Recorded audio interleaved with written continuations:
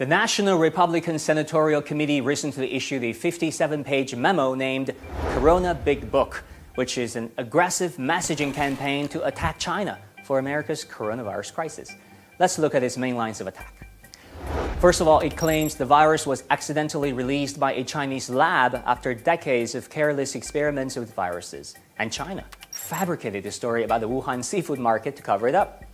This lab theory has been declared a conspiracy theory by virtually all scientists who analyze the genome sequencing of the virus.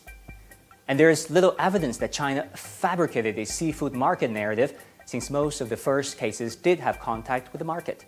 Secondly, the memo says America should impose sanctions on China and treat it like the pariah state as it is. China, a pariah state, really?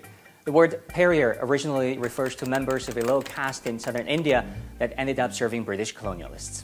Most countries wouldn't use this word for their worst enemy, even if its modern-day definition is considered, which is a nation considered to be an outcast in the international community, subject to isolation, sanctions, or an invasion.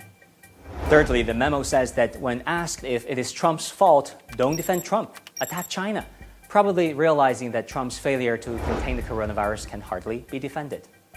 And finally, it calls for attacking the Democrats for being too soft on China. Apparently, in this day and age, not corroborating the Wuhan lab theory or not being racist are tantamount to sucking up to Beijing. This anti-China propaganda playbook should not be taken lightly, not in the least because it was authored by Republican strategist Brett O'Donnell, who was the debating coach of former President George Bush, whose wartime president message helped him win the 2004 re-election. In 2006, O'Donnell advised Vote Leave, the official political campaign of Brexit, where he helped right-wing candidates hammer home the slogan of "Take Back Control," which, again, resonated with voters. Listen to what O'Donnell said about the art of persuasion. One of the most important things in these debates is that you drive message and that you have a moment that captures the press imagination and the audience's imagination, not just get on with facts and figures. Imagination over facts and figures, observers say that is a technique underlying decades of messaging campaigns in the U.S. Civilians killed by U.S. military were officially called collateral damage. Torture was enhanced interrogation methods. CIA kidnapping became extraordinary rendition, and the invasion of Iraq was, of course, the preventative war.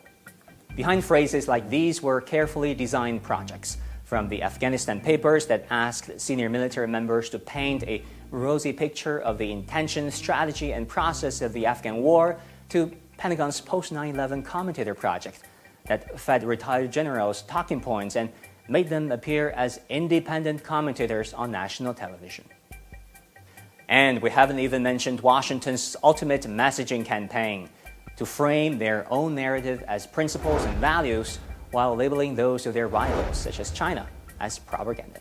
A Google search of China coronavirus propaganda produces tens of millions of results, whereas a search of Western coronavirus propaganda only generated a quarter of that many items, virtually all of which are about China's disinformation in the West, with GOP's Corona Big Book on China nowhere to be found.